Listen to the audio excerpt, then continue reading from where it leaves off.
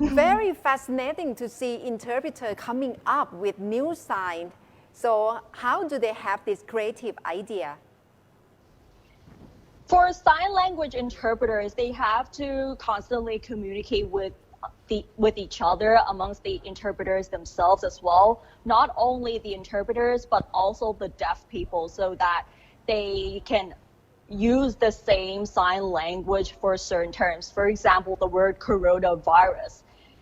Previously, there are a few sign languages, so one interpreter might use one sign language and the other person use another sign language. So the interpreters have to discuss with each other, as well as discussing with the deaf people which kind of sign language they understand, referring to those terms, whether it's COVID-19, social distancing, new normal, and all these new terms. So they have to communicate each other before they actually use those sign language during the TV broadcast. Yeah, it's very fascinating. They have to learn fast and discuss among themselves what's the sign that they can use to communicate correctly. Yes, definitely. And what is really hard though is that during the CCSA announcement is that they have to do the simultaneous translation and they have to be spontaneous at all times. So we can say that sign interpreters have to be on the ball, because if you miss a sentence, then the whole meaning will change, and then the deaf people or those with hearing difficulties will misunderstand the message.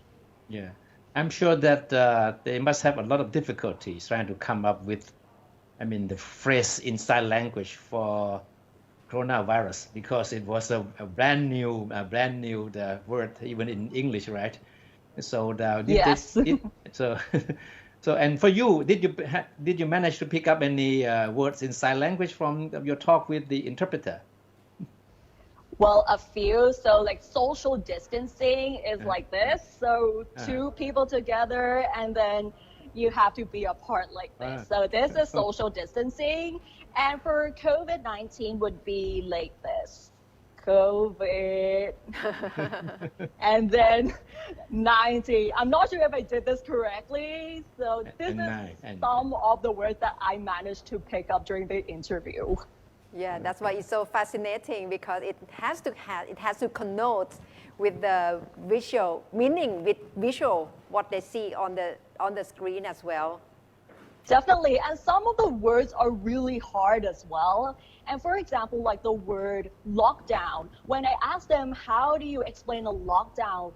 He actually said that it really depends on the context, whether the Prime Minister announced a lockdown, or is it the lockdown meaning no international flights coming into the country. So he actually said that it really depends on the sentence, or even words like curfew. You cannot just say curfew, but to make it easier for the people with hearing difficulties, they have to explain that you have to stay at home during 10 p.m. to 4 a.m. So that means during that time, you're not allowed to go outside. But now you have to change 11 p.m. to 4 a.m. now because of the new announcement here. So that means that they wouldn't have exact words in sign language for every word in Thai or in English, right, to explain. So Definitely. they have to come up with something to go around to explain those words or phrases, right?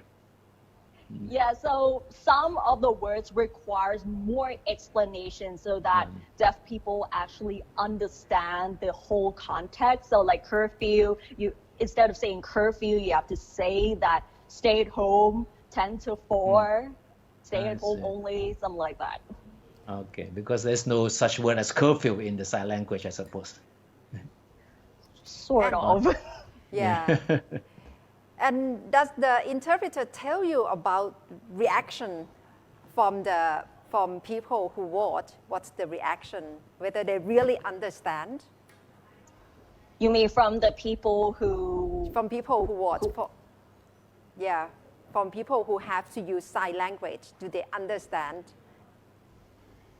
Well, before they actually go on TV broadcast, I'm not sure exactly about the real response here because they didn't really go to talk to people after the broadcast. But what they did before is that some of the interpreters actually don't work for TV broadcasts only, but they also work with hospitals and other places. So they constantly communicate with those people with hearing difficulties. So they would talk to each other and see, do they understand what they're saying? So let's say if they're talking about COVID-19, if they use this sign language, will they understand what they're saying? Or if they say curfew or lockdown, do they understand the context?